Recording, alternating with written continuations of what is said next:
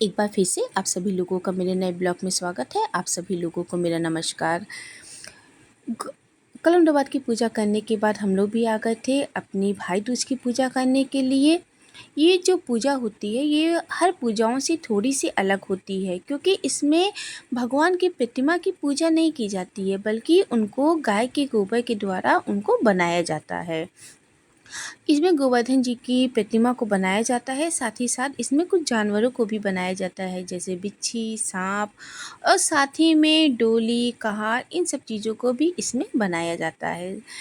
जैसे कि हमारा भी बन कर के तैयार हो गया है। ये जो भाई दूज की पूजा है वो सभी लोग जानते हैं। ये पूजा एक जो बहन होती है अपने भाई के प्रति स्नेह, सेवा और प्रेम को दर्शाती हैं। ये पूजा भाई और बहन के प्रेम का प्रतीक है और इस पूजा को मनाने के कई कारण हैं, लेकिन जो कारण मुझे मालूम है वो पुरानी कथाओं के अनुसार ये कहा जाता है कि जो सूर्य देवता थे उनके दो बच्चे थे, यम और यमुना।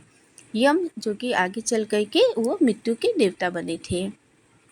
दोनों लोगों में अपार प्रेम था, लेकिन अपने कामों के नाते वो दोनों लोग एक दूसरे से जल्दी मिल नहीं पाते थे और यमुना जी हमेशा उनको याद करती रहती थी अपने भाई से मिलने के लिए।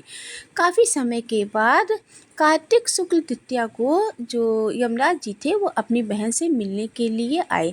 जैसे ही वे द्वार पर आए, बहन ने अपने भाई को देखा, वैसे ही उन्होंने अक्षत, फूल, माला, बेलपत्र, चंदन, रोली, पकवान, फल, जो भी चीज़ें उनके पास थी उन्होंने उससे अपने भाई का स्वागत किया।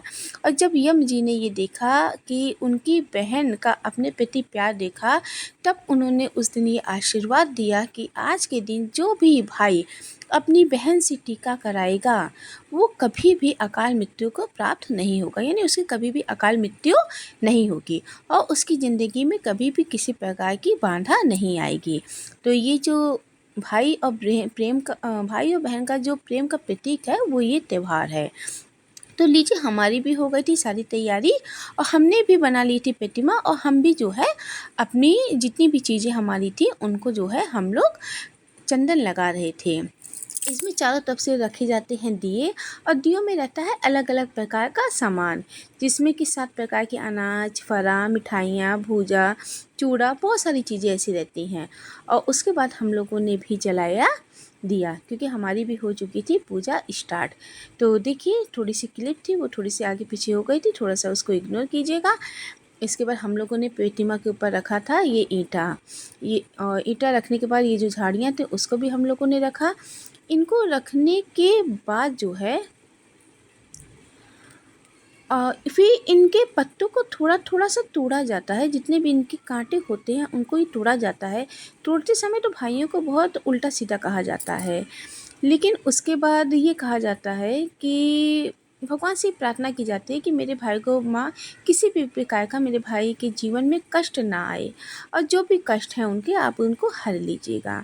और उसके बाद से फिर पान का पत्ता उस ईंटे के ऊपर रख करके एक छोटी सी डली रखी जाती है और जो आप देख रहे हैं इसी से ही उस डली को जो है तोड़ा जाता है। इसका जो मेन प्रसाद होता है वो ये डली ही होता है और कहा जाता है जो इस डली को खाता है वो भाई की कभी भी अकाल मृत्यु नहीं होती है।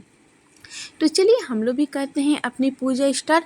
हम लोगों ने भी बांधा यहाँ पे अपने जो रक्षा सूत्र होता है उसको हम लोगों ने बांधा और जो जो चीज़ें हम लोग को समझ में आती जा रही थी नियम के अनुसार वो चीज़ें हम लोग जो है वो करते चले जा रहे थे। और इसके बाद देखिए, सब कुछ करने के बाद जो हम लोगों ने उसको फिर भाइयों को उल्टा सीधा कहना शुरू कर दिया था और उसके उनकी सलामती के बाद फिर हम लोगों ने पूजा को अपने स्टार्ट किया। थोड़ा सा जो जल होता है वो मुंह में हम लोग लेते हैं और ये कहते हैं कि किसी भी प्रकार का जो भी चीज़ें हैं हमारे भाई की ज़िंदगी में कष्ट वो ना आए, ये कह के हम लोग अपनी पूजा को स्टार्ट करते हैं। हाँ, मैंने आपसे कहा ना, पूजा तो एक होती है, बस उसको थोड़ा सा करने के तरीके वो अलग अलग होते हैं, लेकिन ये पूजा जो है वो भाई और प्रेम के प्यार को ये पूजा दर्शाती है। तो लीजिए, हमारी भी हो गई थी पूजा ख़त्म और जैसा कि हमको मालूम है कि हर पूजा के बाद हम लोग करते हैं आरती, तो हम लोगों ने भी किया आरती।